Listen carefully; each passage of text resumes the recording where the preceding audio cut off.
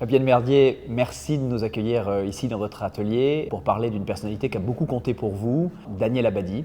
Une large partie de sa collection personnelle va être dispersée chez Christie's à Paris le 30 septembre à l'occasion d'une grande vente hommage.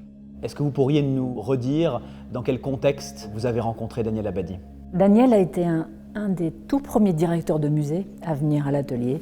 Il s'est intéressé à mon travail dès cette première visite en 2008. Je ne vous dis pas, par contre, que c'était un être facile. Il était sévère, d'une exigence effroyable, mais son regard était souvent juste et implacable. Et j'ai tant appris à ses côtés. Daniel Abadi a beaucoup fait pour faire connaître mon travail en France et en Belgique. C'est lui qui m'a fait rencontrer cette haute personnalité de l'histoire de l'art, Jean-François Gégère, avec qui j'ai commencé. Et ensuite avec son ami, le galeriste Patrick Derome à Bruxelles. Et enfin son ami d'enfance, Jean Frémont, président de la Galerie Le Long, avec qui nous avons une magnifique collaboration. Dans ce compagnonnage que vous avez eu avec Daniel Abadi, est-ce que vous avez, vous aussi, eu l'impression de rejoindre une grande famille d'artistes? Je suis très fière et heureuse, avec le recul, de voir qu'il m'avait inscrit dans cette lignée des peintres qu'il a défendus et montré dans des expositions qui, à chaque fois, ont fait date, comme celle de Dubuffet, d'Hartung, de Zawouki, de Debré, des Lions, de Magnelli, et bien d'autres encore. Vous avez aussi fréquenté l'homme d'une manière plus intime. Quelles étaient ses grandes qualités, Fabienne Verdier? Il était un être exceptionnel de sensibilité. Il m'a prodigué des conseils inestimables qui me servent encore jusqu'à maintenant. Vous savez que la peinture, parfois, nous plonge dans des états d'immense fatigue. Il m'a alors proposé de venir dans sa maison du Québec, au Canada.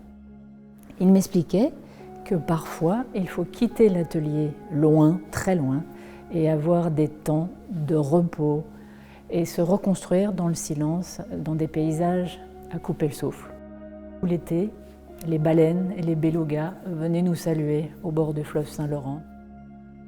Finalement, je réalise qu'au cœur de ces paysages de solitude totale, sublime, mais très très dure, une grande partie de l'inspiration de mes tableaux viennent de là. Donc, l'intuition de Daniel Abadi était juste. Dans la collection Daniel Abadi, il y a un tableau de vous, Flux, un tableau de 2008. Est-ce que vous acceptez de nous en parler? Je pense peut-être à Paul Klee pour vous répondre. Il disait « L'art ne reproduit pas le visible, il rend visible ». Il s'agit de peindre non pour figer, mais pour saisir ce flux fugitif du monde, finalement.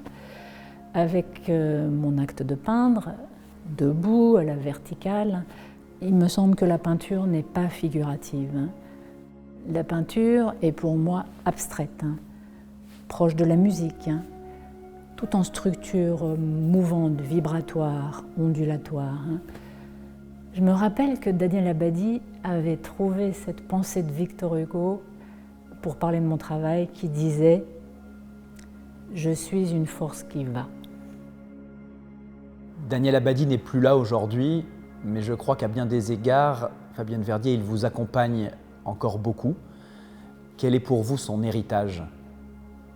Il y a des amitiés comme celle-là qui sont rares dans une existence et qui nous marquent profondément.